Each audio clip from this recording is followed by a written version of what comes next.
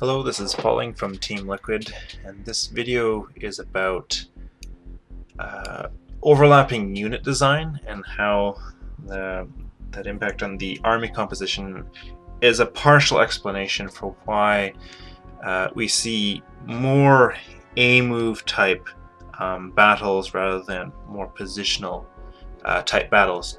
And so if we're looking at these units here, this is just sort of a snapshot of some of the army that you could have. You have your melee, you have early range unit you can get in early game, caster that's mostly just support, and then you have mid to late game area of effect, big damage. And you have also really cheap melee cannon fodder, theoretically mid-game range dependent. And then you have your kamikaze splash damage and air units, but they're all extremely distinctive from each other, and not in the sort of, well, this one does more damage to light and one does more damage to armor, which is the sort of bonus damage type things that you can get in something like Supreme Commander 2, where you have all ranged units, but they don't really look much different from each other when you actually see them attacking. But we have like melee attacks, we have spell damage, we have bounce attack, and this kamikaze splash. They're all extremely different from each other. And then we have Roaches, Immortals, and Marauders. Yeah, it's that again. All the way back from beta. And these units basically trod on each other, and they're very, very similar. If you look at the difference between any other unit and then comparing it to each other, there's just such an overlap on what these units are. And so I'm just gonna get rid of these units just to for the next part of the demonstration. And get rid of these units.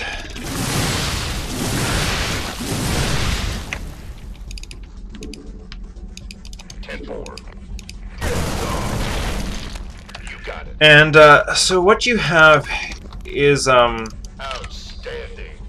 these armies made up of that are all sort of these mid-range units that move fairly similar, and here's our other army. We've got Marines, Hydralisks, and Stalkers there. But when they actually attack, and yeah, there's things like Blink Micro, but the actual units themselves, what is the big difference, really?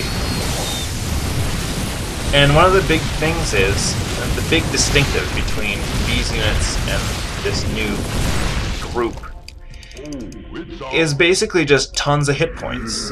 Tons and tons of hit points, and they can't shoot up. That's the distinctive.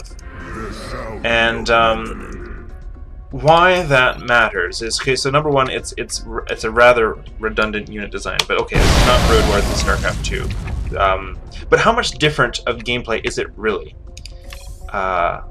As far as unit actual attack. And I'm going to try and demonstrate some of the impact that it does have that's rather negative.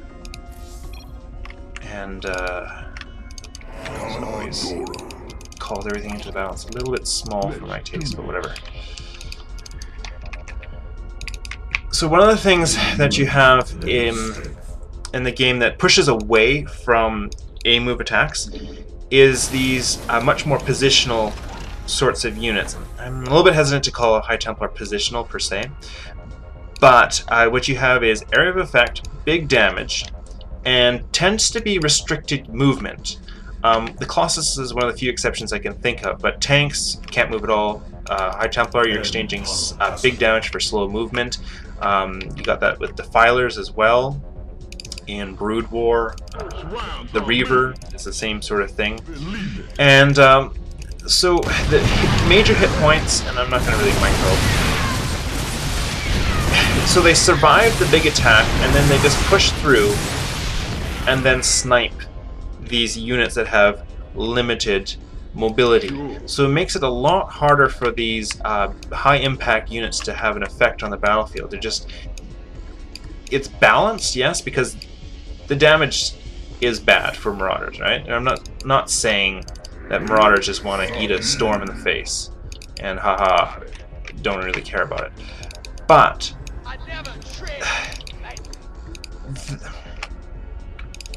they have this amazing survivability, and to just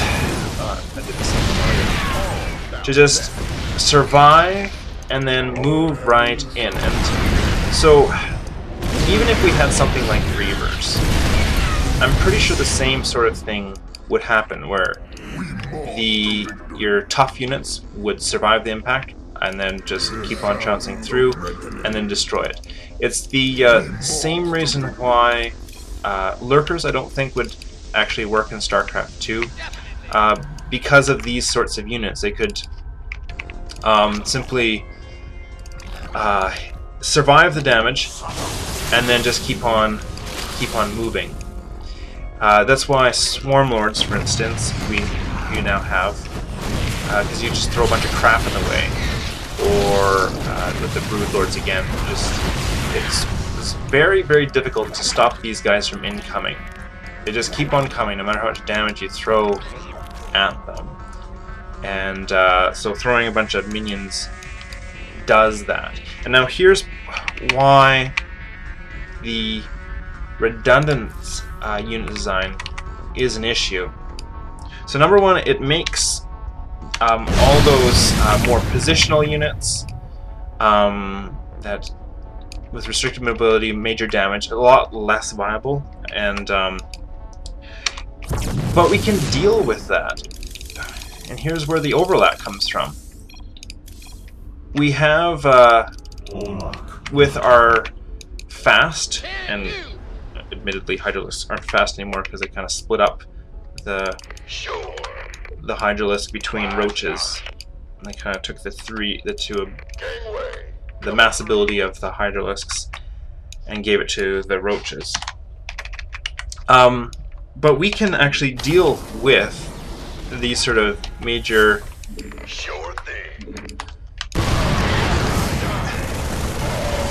with these big impact units, but there's a much bigger incentive to spread out. It's a much bigger risk-reward factor, because you could eat a storm and you just straight up die. It's not that you get a bunch of damage that's nasty to deal with. And it's I would say more visually interesting having units actually die to storms rather than simply be generally somewhat wounded. And so that's the main problem with this overlapping unit design, is that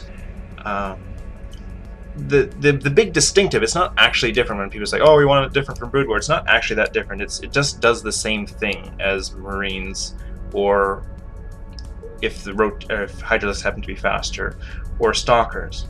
But they have more hit points and they can't shoot up.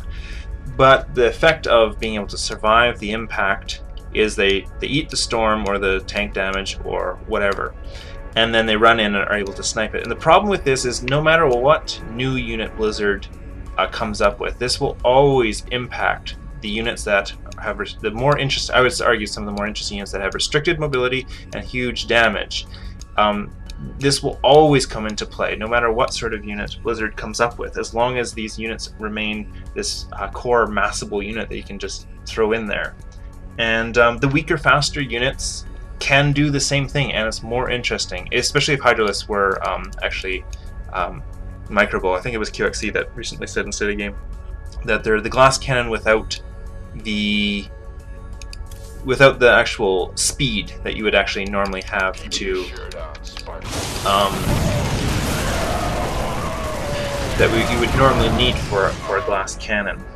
and it's just visually more interesting. So that's why I'm going to stop there for now.